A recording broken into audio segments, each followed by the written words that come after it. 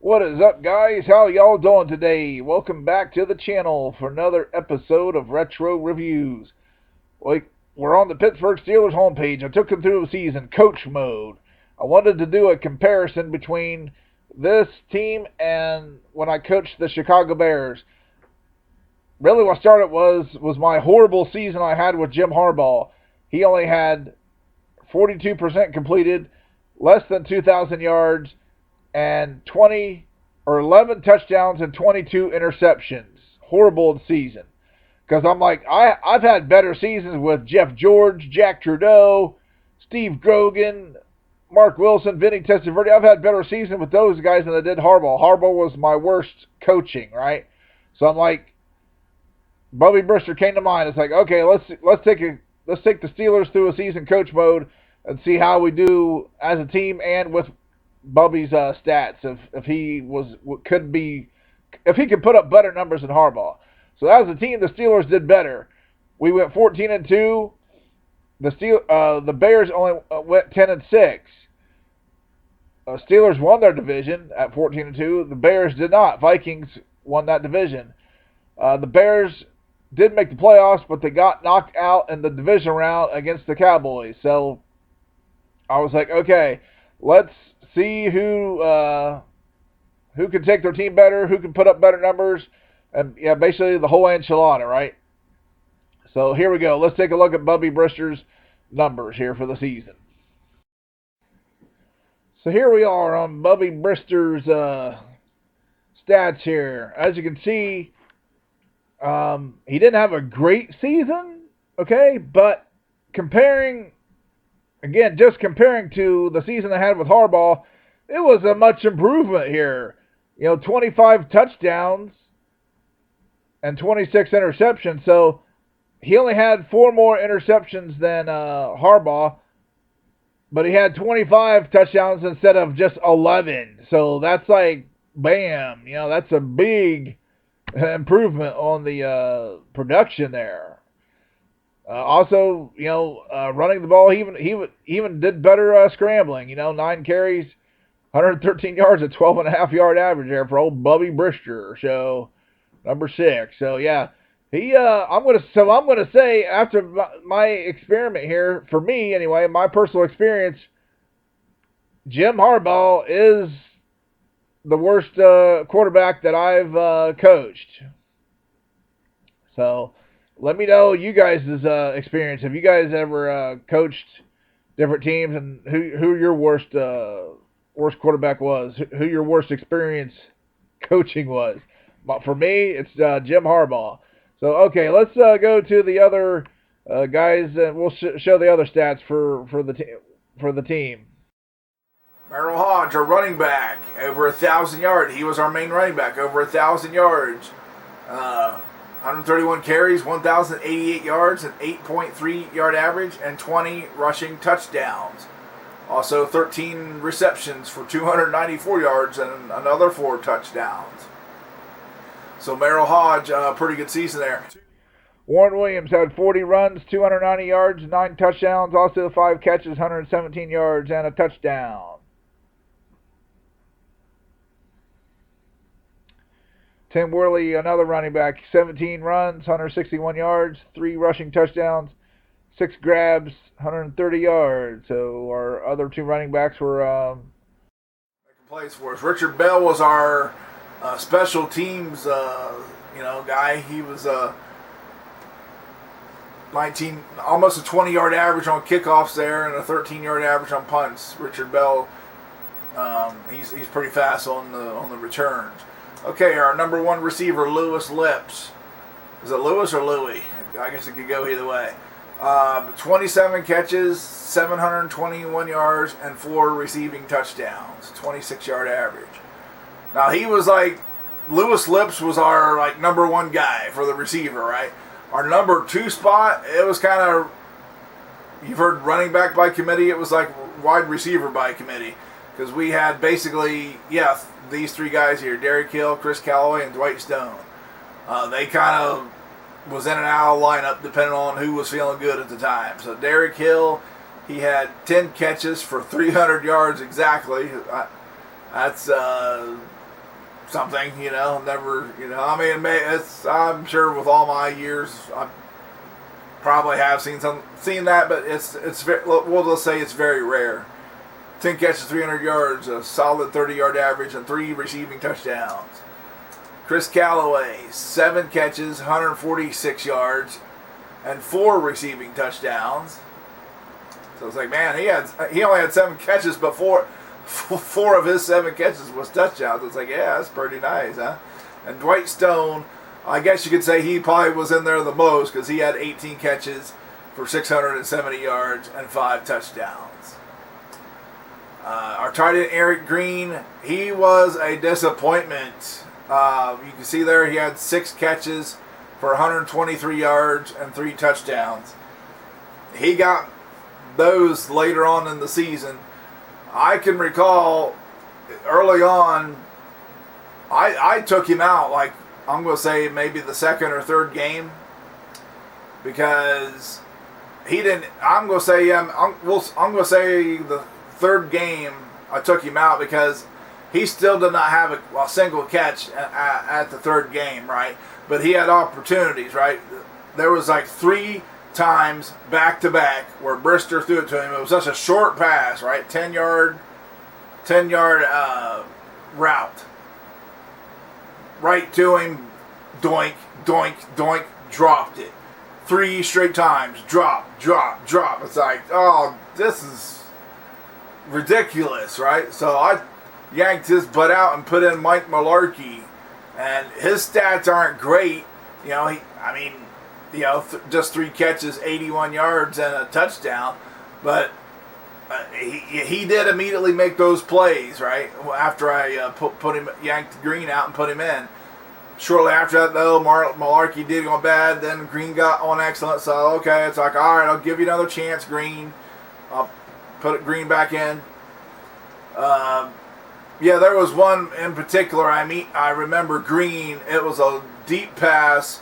He was wide open, and Brister put it on the money, right to him. It was probably 40 yards down the field. Doink, dropped it again. It's like, oh, man, you are very highly disappointing me here. Okay, let's go to our field goal kicker, Gary Anderson. I'm going to say he didn't do as good as I thought he would. Only 6 out of 13 on field goals. Hit every extra point, which he should, but yeah, 6 out of 13. That's, for as good as a kicker as he is, I think he's underperformed this year. Our punter, Dan Straczynski. There you go, I got it. 9 punts, 500 yards even. How about that for a 55-yard average? All right, let's go to the defense, the strength of the team. Donald Evans, he had 3 sacks. Gerald Williams, 6 sacks. Keith Willis, 4 sacks. Greg Lloyd, 4 sacks. David Little, 13 sacks and an interception. Hardy Nickerson, 20 sacks, and it was our sack leader. And Brian Hinkle had nothing. I think he's our only starter on defense that didn't have any stat there. Our defensive backfield, Rod Woodson, had 6 interceptions for 41 yards return and a touchdown.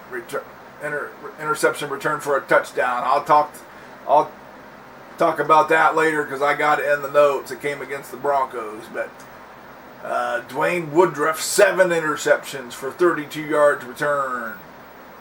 Thomas Everett, 6 interceptions for 16 yards. And Carnell Lake, 7 interceptions for 38 yards return. So, yeah, look at that. Lake, 7, 6, 7, 6. What's it? How about that? I think Tecmo's playing mind tricks with me on these numbers here. Yeah, 6, 7, 6, 7. How about that? I'm cuckoo for Cocoa Puffs, right? All right, let's go to the leaders here. Bubby Brister, let's see where he's at on the quarterbacks. Well, he is down there, but he wasn't the worst like Harbaugh was. He was 27th. Only Bertie Kosar was worse this season there. So there's his stats once again. 46.8%, 2,582 yards, 25 touchdowns, 26 interceptions. All right, let's go to the receivers. We're not going to be there. Jerry Rice. We might be there on the yards per reception. Yeah, there's Stone, number 1, 37.2. We might be there in a category. We probably gonna be there on touchdowns either. Yeah, look at that. Look at that. See how I'm saying? Jerry Rice, his insane numbers.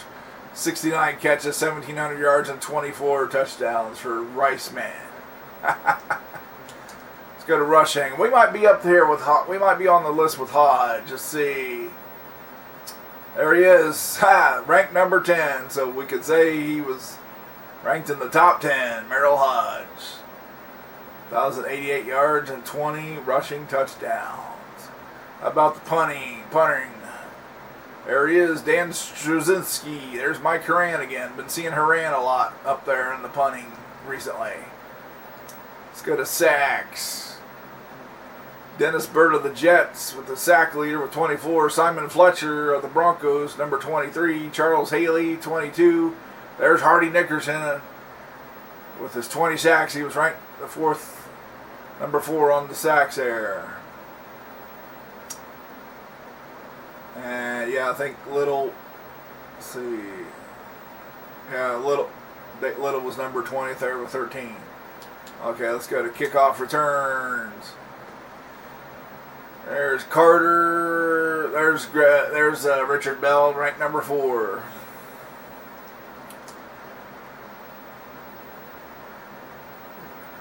Bell ranked number 1 on the punt returns. Go to interceptions. Richard Johnson of the Oilers, number 1. Raymer. Yeah, our highest guy was number 7 here. Yeah.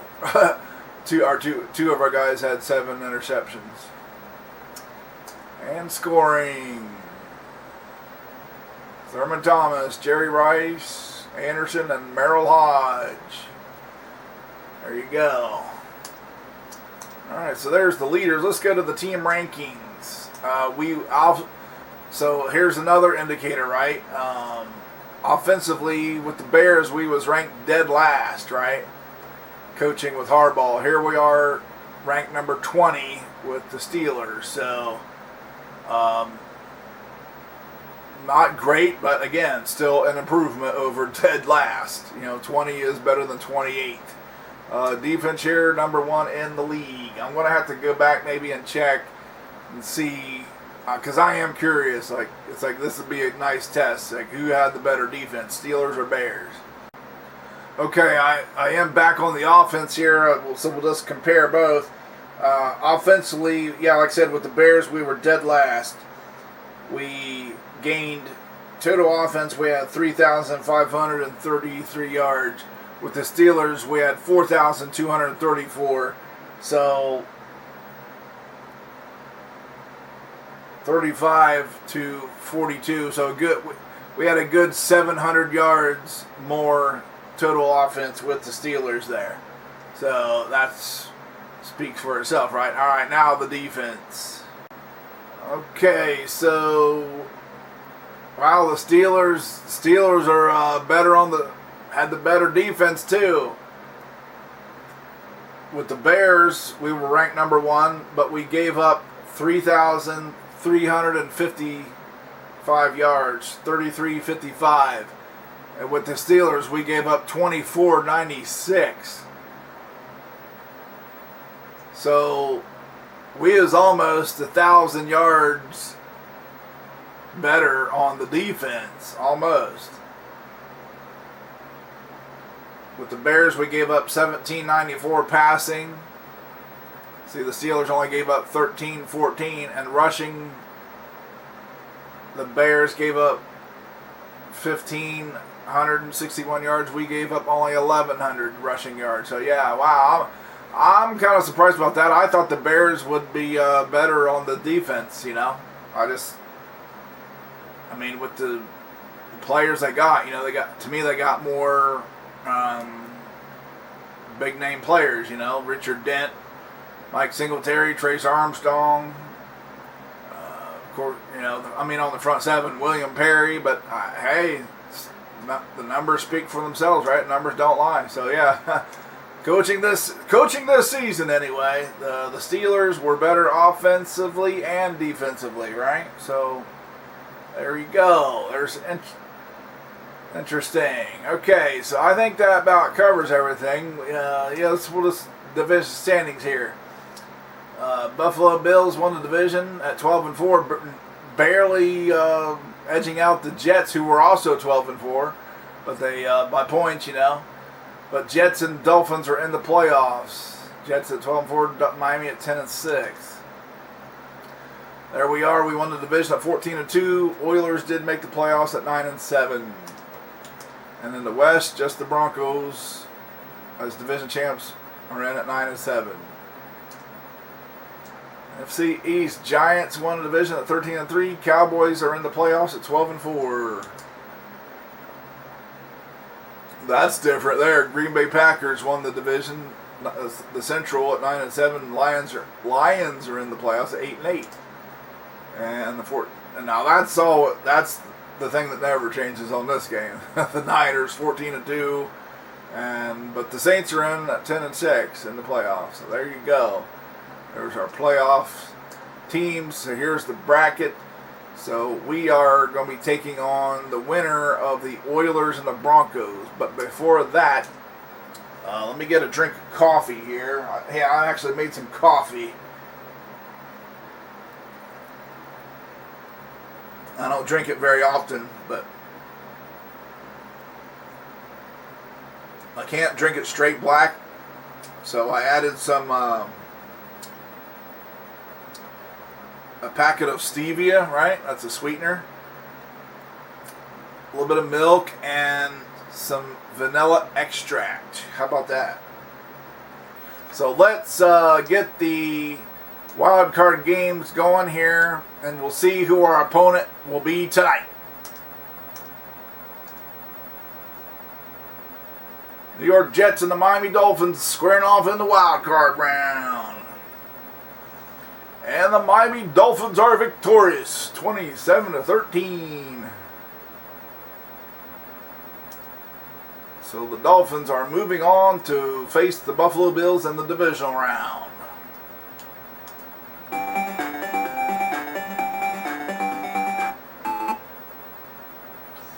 Dallas Cowboys and New Orleans Saints.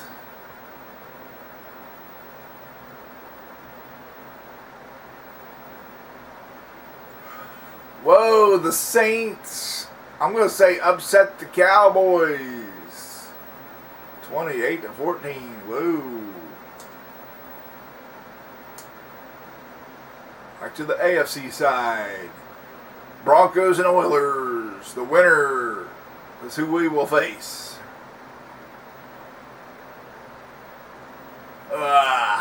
Man, close, so close. Oilers just by a field goal.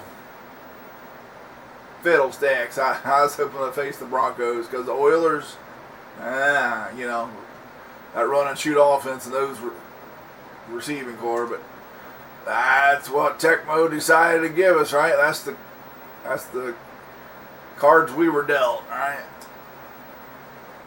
Let's finish out the wild card games. Green Bay Packers and Detroit Lions.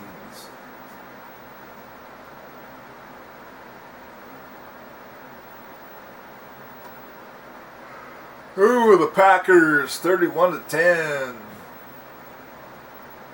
Mikowski, big, decent day, 233 yards.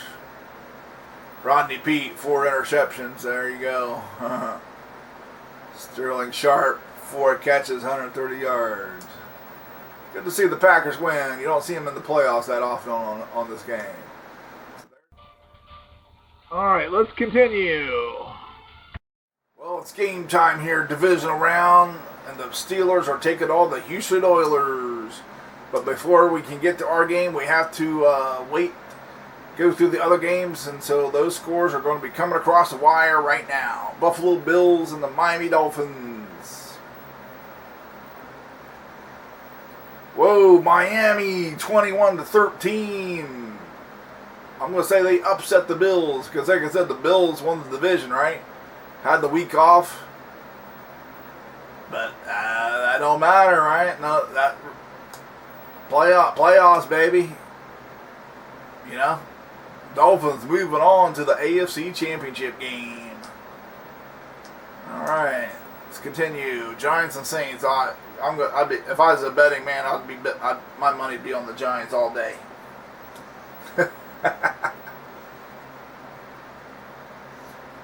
Yep. There's this. I just could not see the Saints doing it. You know. I mean, I could see the Saints beating the. I could see them getting past the Cowboys like they did, but not the Giants. I mean, it's possible, you know, be a fluke thing, but on here, no, the Giants are just. That looks right. All right, it's our game. Oilers, Steelers, let's do it.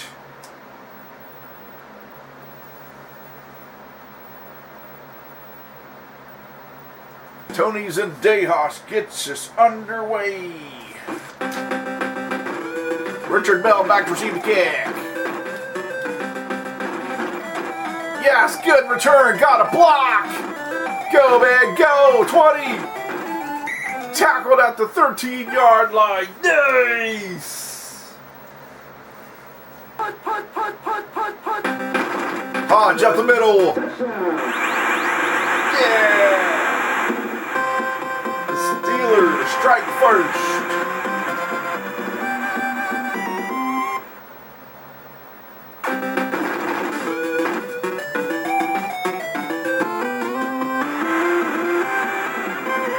Brister with a bootleg. He throws. It's intercepted in the end zone. See, ha ha.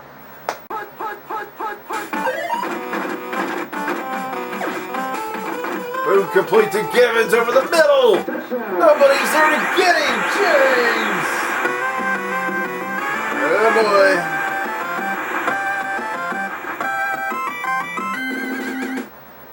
Look at that. Should be 14-0, right? Should have been. Whoa, complete again. Amazing. Time's running down here. So we're just going to send out our kicker right now, Gary Anderson, see if he can give us the lead at the half.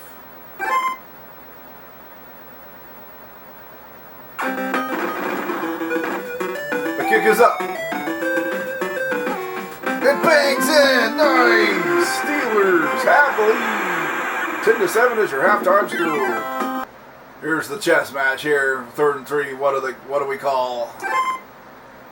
Ready, down, punt. Yes! It was the right call. The delayed draw. Nice. 4th and 8 brings out the field goal unit. The kick is up. He missed it. Yes. All right. Oh, dang it, Hodge. Freaking run down, man. You're supposed to run down. Down, punt.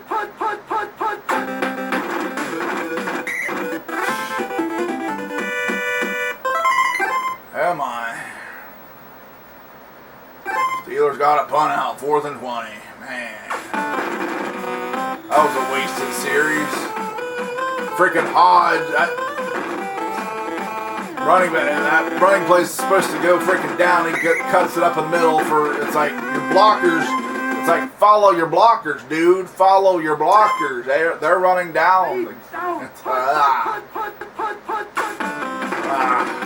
Get him! Yes! He's short of the first down! Yes! Ooh, sometimes it's a game of inches, huh?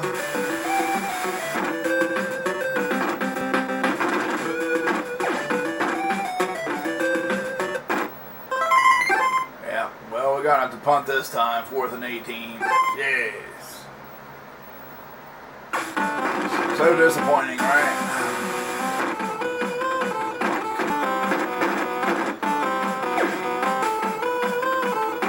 It's intercepted by Cardell Lake! Nice! Yes! We needed a turnover and we needed it bad. The defense delivered. Alright. Now we just gotta run the clock out and don't turn it over ourselves. It's a play action. Brewster throws incomplete. We're in field goal range, so I guess we'll see if Gary can hit a long one. Ah, darn it. The kick is up. He nailed it! What a kick! Gary Anderson, nice job. All right, and a good kickoff.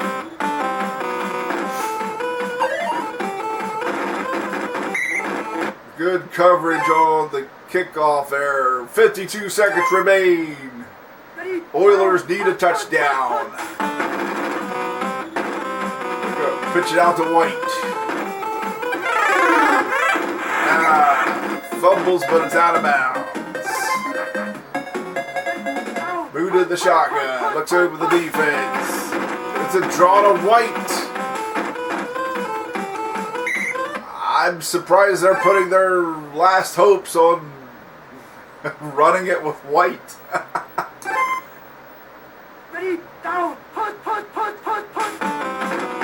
Move drops back. Complete to White. It's over. He's tackled. Time's expired. Wow, 13-7. What a tough, grinding win, right? Yeah, Brewster just 36%.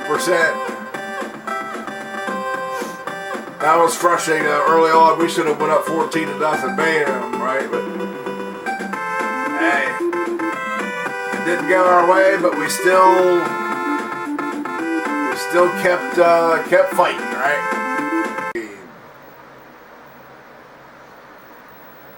49ers all the way.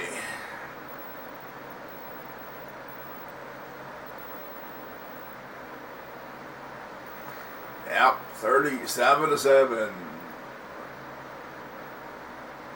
Dominating win by the Niners. So the championship games are set. Steelers, Dolphins, and Giants, 49ers. Okay, guys, that's going to do it for today's video. Thanks once again for tuning in. We'll see you tonight when the Steelers and the Dolphins mix it up in the AFC Championship game.